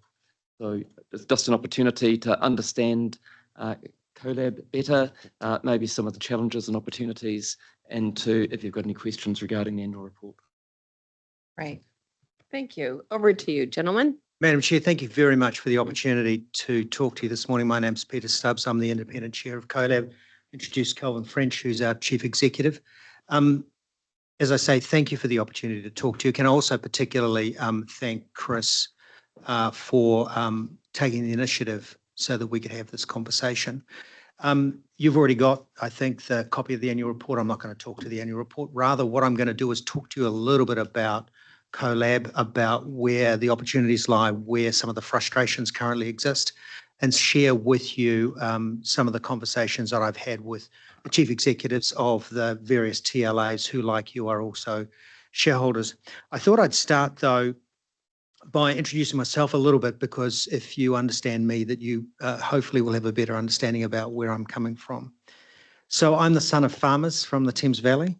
I went to a primary school that had 9 children in it. Most of them were my relatives. My family came to the Waikato in 1865 and have never left. I'm the black sheep of the family. I lived in Auckland for 44 years. They've forgiven me, and I've come back and now live in Cambridge after I semi-retired. I was a business lawyer at a firm called Simpson Grierson for 35 years. Retired and now do board work. I tell my wife it's part-time. She laughs every time I say that. In terms of connections with the various TLAs that make up your region, I think I've got family or business connections with most of the TLAs, whether it's the work that I do or the places where my family lives. So in terms of what I'd like to cover today, really 4 things. First, I want to give you a quick introduction to CoLab, and for those who are already well familiar with it, I apologise, but I think it's really useful to start with common ground. Secondly, where I think we are now. Thirdly, the board's and I think management's shared thoughts on where to from here. And then Kelvin's going to talk about talk to a one sheet that I think has also been attached to the materials you've received, which is our assessment of what we're currently doing for you and where we think we've added some value. So if I start by, first of all, talking a little bit about who CoLab is and where it came from. My understanding actually is that we have you to thank for CoLab. My understanding is that back in the day, in about 2005, CoLab was actually an initiative of the Waikato Regional Council, so congratulations for that. The other point that I think is really important to note is that you, like CoLab, have a region-wide focus, and that's fairly unique in the region. The other thing I also wanted to do is to take the opportunity to say publicly that Chris has mentioned he's on the board. I wanted to personally thank Chris for the positive, thoughtful contribution he makes around the board table at our meetings. He's very much committed to the ideals of the CoLab regional and region-wide focus, and I greatly appreciate that. So as I said, the company was established in 2005. It's owned by all of the TLAs in the region, plus the Western Bays District Council. The board consists, as Chris has indicated, of CEOs of some of the TLAs, and me as independent chair. In 2017, Peter Winder, who I think will be known to most of you in the sector, did some work introducing the idea of transforming CoLab, which I understand up until that point had largely been a joint procurement operation, transforming that into a service delivery agent for councils to work together and realise greater value by working together better. And the rationale of the transformation was to use collaboration to share the cost of investment, secure the benefits of scale and standardisation, and reduce risk within council operations. And so in April 2018, council shareholders agreed that the board would proceed with the transformation of CoLab into a service delivery agent.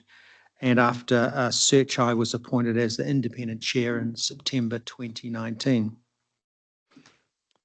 I hope consistent with my past as the son of farmers, I want to be quite plain with you about where I think things are at.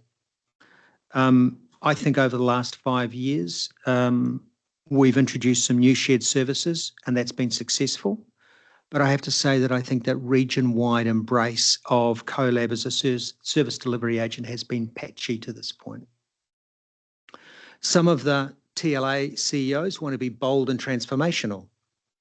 Others see the success lies in incrementalism, in non-structural change, and working together better using shared smarts. Each of those approaches is perfectly valid, but they are different. So I had the opportunity in February to talk to the CEO Forum, which is, I'm sure you know, is the group that makes up the chief executives of the TLAs. I said that my board absolutely believes that the future of CoLab can lie in 3 key areas based on what we've learned. Continuing to provide current shared services, working faster with smaller willing coalitions of councils, and pointing out ideas from overseas of successfully delivered shared services. I suggested in February that we should give this idea a go, and I said in February that I'd come back to them in September last month, tell them where I thought things were at. And so what I'm about to tell you is exactly what I told them in September. When you think about the 3 prongs, in terms of continuing to provide the existing shared services, we focused on that pretty hard, and we seem to have had some success, and Kelvin and the team can take a lot of credit for that. We know we've been successful because we've got an 84% satisfaction rate from our annual shareholder survey in May, which is an increase, quite a material increase from last year. And the annual report that you received has identified some of the key highlights of what we've tried to do in terms of focusing on better quality delivery of those shared services that we already provide. The second prong of that is working faster with smaller willing coalitions. That is basically working alongside a small number of CEOs from TLAs who have identified a pain point. They want to develop a solution. They want to see whether they can do that on a collaborative basis. So we got involved in 3 areas since February: project management shared service, a parking enforcement shared service, and a food and alcohol licensing shared service. And we got none of them away. Frustratingly, these were the ideas of either the shareholder staff or ideas that they told us they wanted to investigate. So frankly, we're still searching for the secret sauce in finding smaller coalitions of the willing. But I think my board and I are strongly of the view that that's where success will lie. because it's so difficult to get large numbers of councils to agree on an initiative. I hope you'll forgive me for being even blunter. I've spent 30 years in governance, and virtually all of those 30 years has been in local government governance, and that requires a great deal of fortitude, as you all sitting around this table know, and frustration is one of the key aspects of local government governance. So from my perspective, we're absolutely embarking on the right path, but persistence often pays off in this sector. However, there are some positive sides. One of them, which I'm absolutely delighted about, which Kelvin's driving very hard as a result of some great enthusiasm from some of our CEOs, is the area of building a consent processing. So we're currently establishing a cross-council building processing unit because of some interest in the concept. I think 6 people, Kelvin, from across the Waikato and Bay of Plenty regions. That I think is hugely positive. And we've also identified, as a result of research across the world, particularly in relevant jurisdictions, identified about 55 possible shared service areas of interest, narrowed it down at this stage to 1, which is the building consent automated checks process. So we're doing some work in that area as well. Again, I think this has got great potential. So if I were to identify where the key frustrations lie in trying to optimise the substantial potential of CoLab, I think we've narrowed it down to about 4 areas. And I think they're a combination, frankly, of culture and leadership.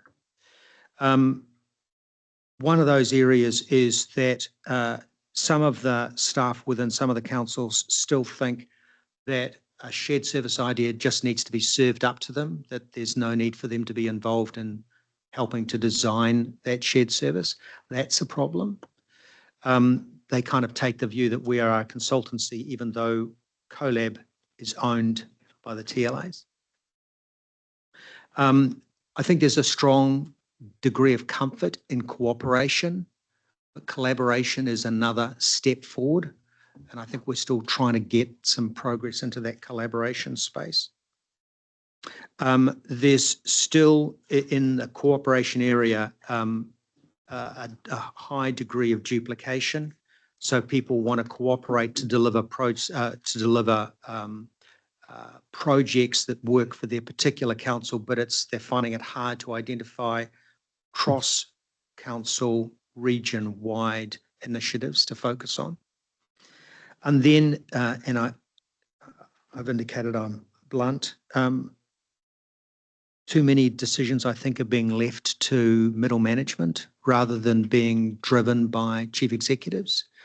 And it's a standard human reaction that if you're going to be the subject of change, you're probably going to be a little reluctant about embracing something that's going to result in change if you currently feel very comfortable where you are.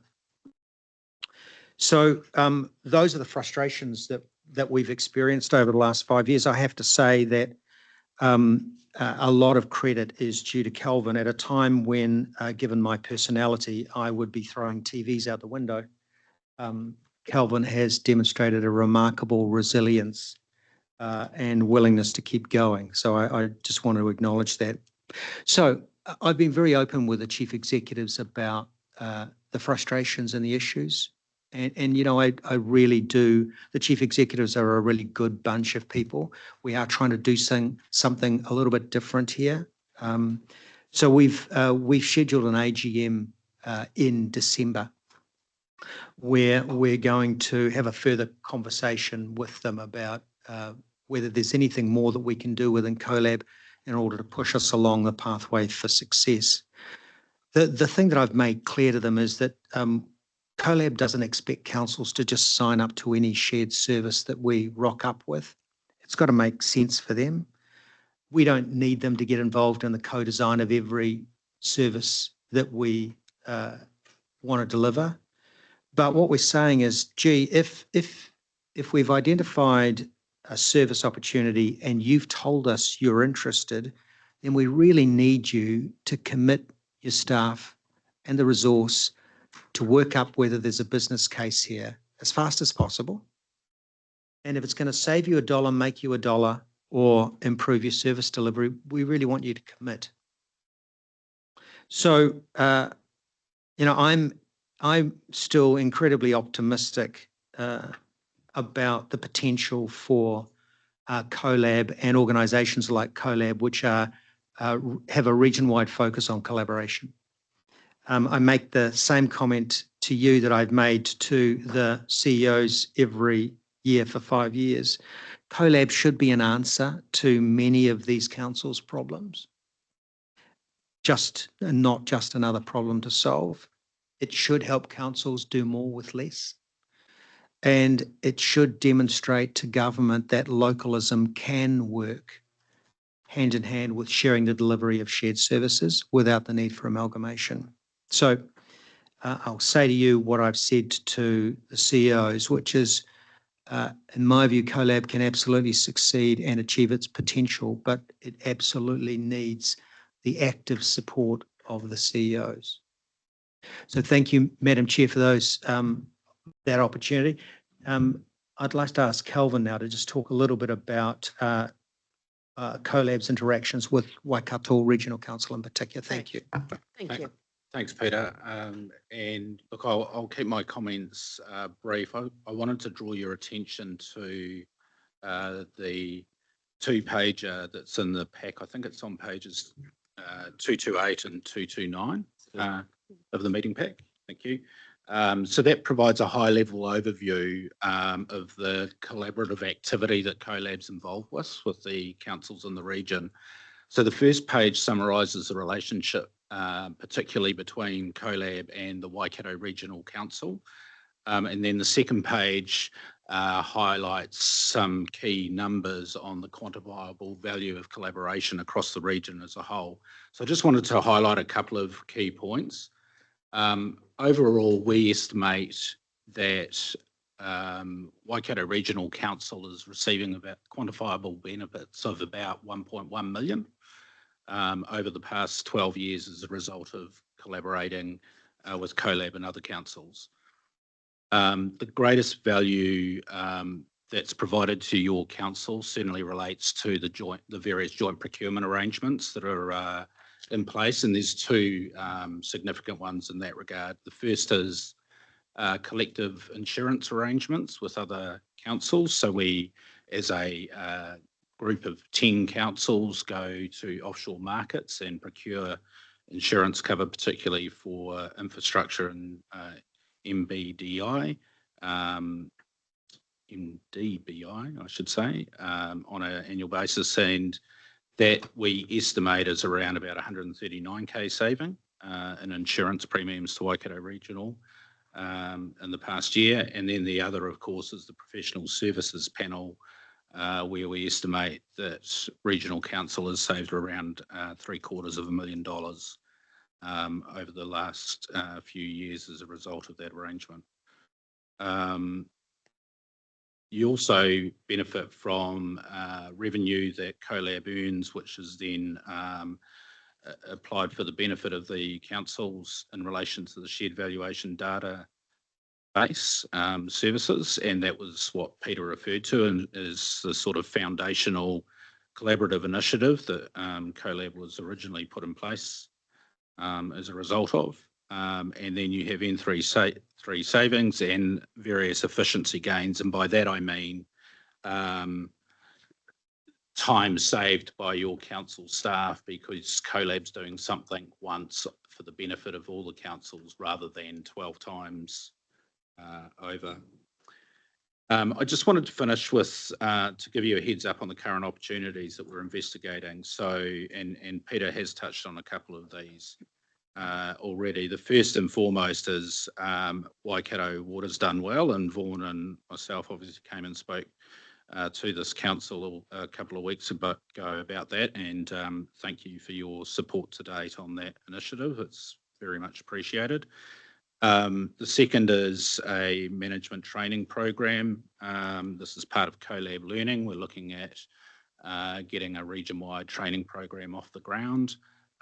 It's to what Peter has alluded to earlier, has been a little bit challenging, and we've got a hui, I think, next week at some point with interested councils to see if we can get that across the line. Waikato Regional is one of those interested councils. Building Consent Processing Centre and the automated building consent checking, Peter has already referred to, and the final thing that we've got on the go, which again, Regional Council is heavily involved with, and Chris gratefully has put his hand up to sponsor the project, is a regional approach to EV infrastructure on council land across the region. And so the early stages there, we're about to go to market, engage interest. We've taken soundings already from a number of players and also from councils, and it seems very well supported. So hopefully we'll get some traction in that regard. I will leave it there, Madam Chair. Happy to take questions. Great, thank you for that. All right, I've got Councillor Hughes. Thank you, Madam Chair. Peter, thank you for sharing your vision of CoLab with us. Much appreciated, and certainly gives us a better flavour for what you're doing, what you're trying to achieve. Slightly off topic, I guess, but you've got a lot of experience, governance experience, particularly with local bodies. I'd be interested in your views on the ideal structure that you see for local government for our region. We've got 17, I think it's 17 local bodies and TAs at the present time. You're trying to bring some of that together in terms of what CoLab's trying to achieve. But I'm interested in your views on what we can do to make the ship go faster on less fuel. Thank you very much. I'm a big believer, Councillor, in localism. For example, I'm the chair of the Audit and Risk Committee for Tauranga District Council.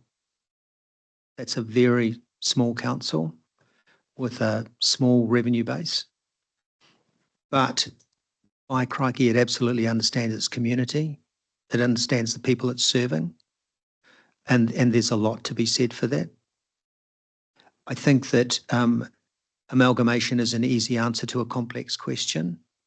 I think the answer actually lies in more region-wide organisations, and yours is a great example of, and I think CoLab is an also potentially great example of where councils are able to continue to serve their communities, but where there are services which can be provided, which are region-wide in nature, I'm not sure the average ratepayer really cares who provides the service, so long as it's provided and as long as it's badged by their council. So my view is that the answer really lies in greater collaboration and cooperation. I hope you would expect me to say that, but I absolutely do believe that greater cooperation and collaboration in what might be described as services where the ratepayer doesn't really care, like, for example, accounts receivable, accounts payable. They don't really care who provides that service, so long as the services that they really care about, the stuff that they see every day, are being provided by a council where they know their councillors live in their community, and they have the shared aspirations of the community in which they live. Sorry, that's a long-winded answer, but I absolutely believe more of the kind of things that CoLab espouses is actually the future. Because what we have seen, and I'm a reasonable student of history, is, and I'm probably going to get myself into trouble with this, is there is an abusive relationship between central government and local government that has existed since about the 1870s. And frankly, that's never going to change. And the answer, I think, does not lie in central government telling smaller councils to amalgamate. The answer lies in councils working together smarter, but the focus is on working together. I hope that answers your question, Councillor. Thanks very much for those thoughts. Great comments, Peter. Thank you very much for sharing your views. I've got Councillor Dunbar Smith, Mar Smith, and Kneebone. So Councillor Dunbar Smith. Yeah, thank you. Just following up from that, you've obviously produced this Waikato birding consent group prior to the government's recent announcements. Will you be enhancing this group? Because it looks to me as though the central government is going to actually strip out many of the functions of some of the TAs, and they're wanting a cross-region coordination rather than individual variances. And what role will you play in that? And will this lead to what you were suggesting of greater integration? Thank you, Councillor, if I can answer that. So we're leaning in on that. We think that nothing of the recent announcements from the central government impact on what we're looking at in relation to the building consenting group. In fact, it encourages it.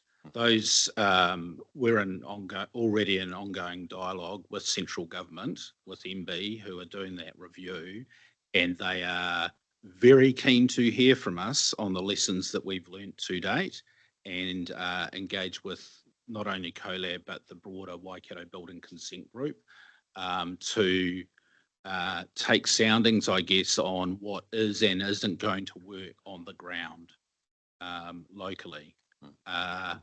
Look, I don't know where it will land. Something will come out for consultation next year. Depending on the extent of the change that they ultimately propose, it could be several years, right, before something is actually implemented. So, in fact, I was in Wellington talking to MB yesterday, as it happens, and I just think that I'm a believer that the Waikato and Bay of Plenty councils should be masters of their own destiny, right? Don't sit back idly and allow that relationship that Peter talked to occur without trying to take control of the situation first and foremost. So let's be proactive. Let's lean into the opportunities that are in front of us, and based on the good work that we've already done within the building consent group, and try and influence the direction of that the government ultimately takes, rather than just sit idly back. Second question was just in terms of the finances. Looks like a deficit of 720,000 this year. Do you want to explain how that's arrived and what that will mean? Yes. So very briefly, we don't have a financing facility. And so we invoice councils in advance based on what we think the work program is going to look like for a particular year. As you will know from your own organisation, sometimes timing slips on some stuff. So we have ended up over a period of time with some cash reserves, and recognising the fact that the pressure councils are under with respect to their LTPs that were approved earlier this year. We decided to make a call that we would reduce member charges and instead draw down on some of those cash reserves to give a bit of relief. It is one-off. It's going to return to sort of normal levels from FY26, but that's what that is essentially about. That deficit is a manifestation of drawing down on those cash reserves that we've got. Thank you. Councillor Marr. Yeah, thank you, Madam Chair. As a first-time councillor, I've got some questions just around the structure and things like that, guys, because I'm sort of not really overly familiar with CoLab, but just looking at the benefits that you've outlined here for year 2024, and just trying to understand that 951K that you've quoted. I see the insurance benefit and a couple of other smaller benefits, but there seems to be a big piece, 700K, missing in a description of what that benefit is to council. So that 700 odd K is the professional services panel that I referenced earlier.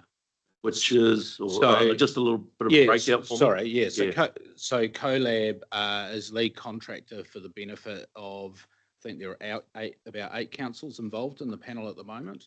So it's an extensive process. We're nearing the end of it.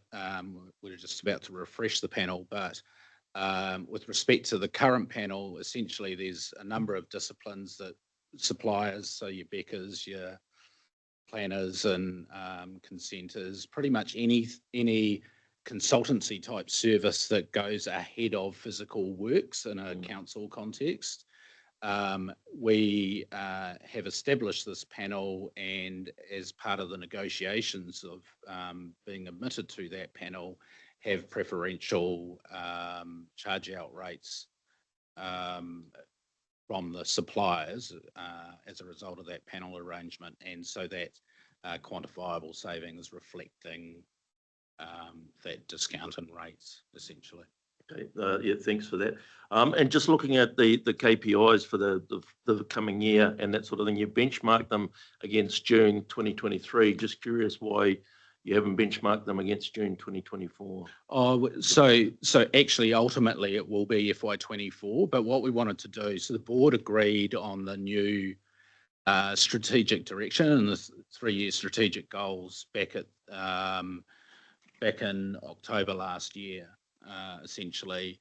And so we obviously didn't want to lose 7 months and started working towards directing our activity towards those from that point in time, right? So formally, the 3-year goals run from the baseline is FY24 to FY27, but we just wanted to show what progress we had made in the prior year, or based on the work that we've done today, essentially. Thanks for that. And just finally, quickly, are your directors paid? Peter is, but the council representative directors are not, and it's prohibited under the Constitution. Thank you. Thanks, Madam Chair. Councillor Smith. Thanks here. CoLab, interesting. I've been involved in local government now for 17 years as a councillor in different respects. Formerly known as Waikato, or it is legally known as Waikato Shared Services Limited. I liken it to a job change description here in the council. I think it's service lead or something or other. But when you're talking to people, they said, oh, it's the work supervisor. So looking at that, CoLab, talking with people, most people don't know what CoLab is, whether that's intentional or not, I'm not sure. And I'm not trying to be offensive or otherwise when I say that, but what was the purpose of changing the name to CoLab rather than sticking with what it really is? Councillor, that's the first question. I'll throw a second one in. Sure. You talk about the building consent group. Well, my experience when I was in Waikato District is we had the building set up with 5 councils. I think you've said 6. So what's the enhancement that's different from 2 years ago? And 3, I'm careful about building empires. So just concerned. I want to see people working together ahead of amalgamations and artificial boundaries, which legislation puts in place between council areas. But yeah, just throw that in if you could respond at all, please. Thanks, Councillor. I'll take the first and third question if you take the second one. So, first question. The official name of the company is the Waikato Local Authority Shared Services Limited. I was thought as a bonkers name, to be honest. And when I came in, I said, can't we make this shorter? Can't we be descriptive of what we do? CoLab's surprisingly short for collaboration. So it's just a quick way of identifying who we are while at the same time trying to be descriptive about what we do. That's the first point. The third point is I probably hate building empires more than you do. But the reality is, sir, it's your empire. You own it. So this is an organisation which is owned by the TLAs and by you. And congratulations for the initiative that you showed in 2005. And because the CEOs are on the board, and I'm the only independent, we can only go at the pace that the CEOs of the councils feel comfortable with. And so I think it's a self-adjusting, self-balancing mechanism. It's never going to be an empire because your shareholders, of which you are one, and the board members, of which you have one on the board, are never going to allow that to happen. So with reference to your second point about the Waikato Building Consent Group, so there's 8 councils now involved. And look, there's no revolution in there in terms of what's happened more recently. It's more evolution. And I guess the main thing that has changed in the last couple of years is that we now have a regional, or when I say regional, sub-regional, in respect of the councils involved with it, have adopted a consistent quality manual with a view to improving and streamlining the independent IANS assessments councils are subject to. So we've got more quality assurance process in place.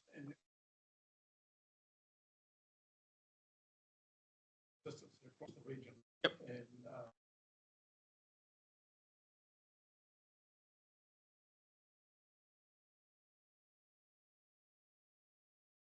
Thank you. Councillor Graf. Thanks. Just in regard to service providers, does CoLab use, for example, Hills Laboratories to do its water testing, etc.? And is it a process where you just keep the same service providers, or is there a tender process still in place? So with respect to the lab services, the way it's actually organised at the moment is that the staff that make up CoLab Waters are actually employees of Hamilton City Council, and they are provided and made available to CoLab and therefore 9 other councils across the region as a result of that through the CoLab Water Initiative. That came into place about 4 years ago. So the laboratory that's actually, sorry. Yes. So it's all in-house. And so the laboratory that we use is the one at the Puketi wastewater treatment plant. It's Hamilton owned, and they just pass the costs on. And in regard to other services that your CoLab provides or whatever, is there tender processes in place? Yeah, there is. So that continues, that is planned to continue? Yep, okay. Absolutely. So I mean, the professional services panel is obviously the most significant of those, but we have the procurement council procurement managers coming together on a regular basis, and I can't remember the number. I think there's about 20 collective procurement arrangements that we have in place, and they are obviously for particular terms, and we follow good procurement practice and re-tender for those as appropriate. Yeah. Councillor Nicol. Kia ora both. Nice to see you again.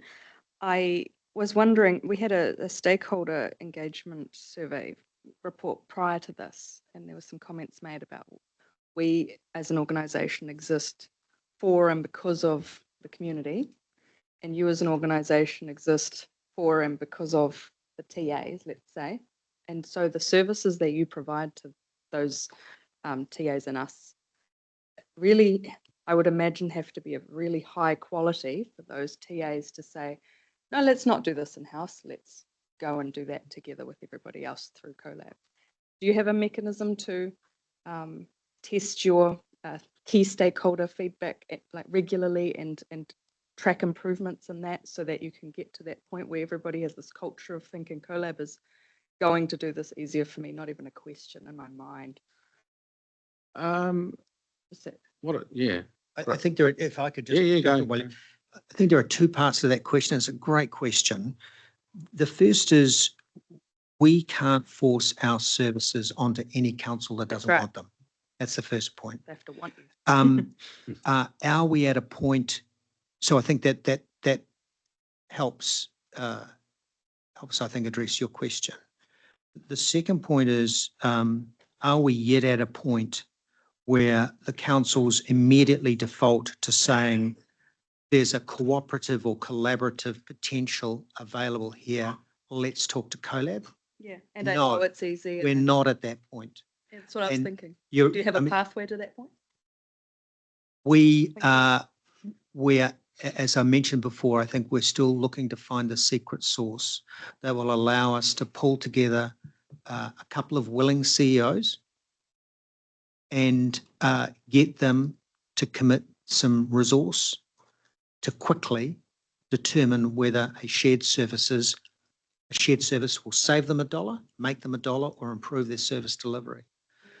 But we are still a work in progress, which is why your question is such a good one. Still a work in progress in having CEOs and general managers of councils saying, that's got a collaborative potential, let's talk to CoLab. Because one I of the- love the vision you described at the beginning. Keen to see that come to fruition. Thank you. Madam Chair, just thought I might make a final comment or two. As Peter and Kelvin have said, it is kind of a coalition of the willing that you try and grow from. Unless there's a good idea, we can bring externally and say, what do you think? But a lot of it does lever off what's already done well, maybe in some councils. I think the water testing example was a great one. Hamilton City actually did it really well.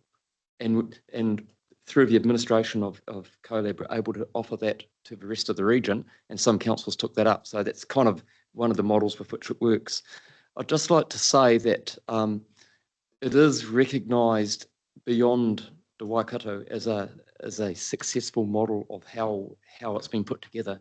There's, one council, as was referred to, outside the model that is part of the company now. And I know that Kelvin and Peter are talking with other councils around the country who are interested in some of the services that CoLab provide, because they see the potential and might ask for CoLab to provide them on their behalf. And of course, there's got to be something for the shareholders in it, to want to be involved in that. But I'd just like to indicate it is something that is recognised, and it's entirely consistent with some of the current governments and the local government ministers' comments that they want to see more shared services in local government.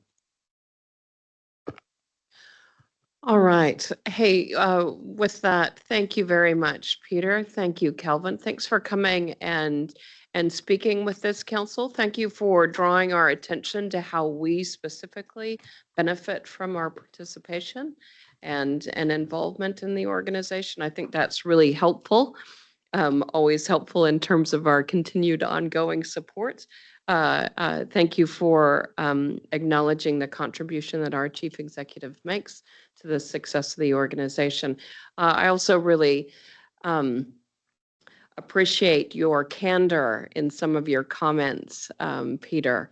I think it's really useful for us to hear both the challenges, but also what is working well.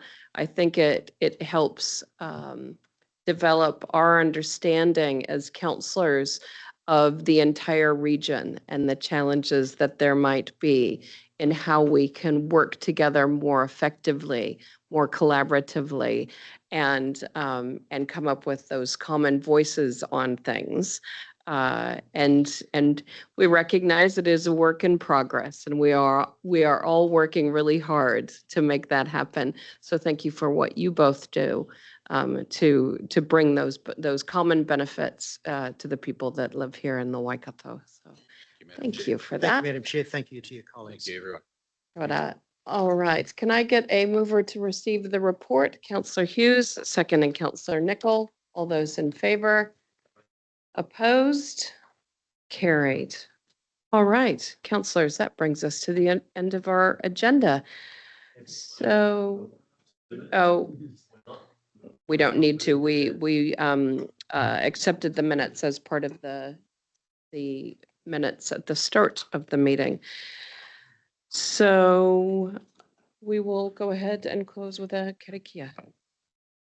Madam Chair, unahia mai te uru tapanui, kia wātea, kia mama, te nākau, te tinana, te hinenaro, e te ara takatu, koe rā e rongo, e whakaria aki ke ronga, kia tina, humiei, huiei, tai ki e. Thank you, councillors. We'll declare the meeting closed at 11:49 a.m. Thank you.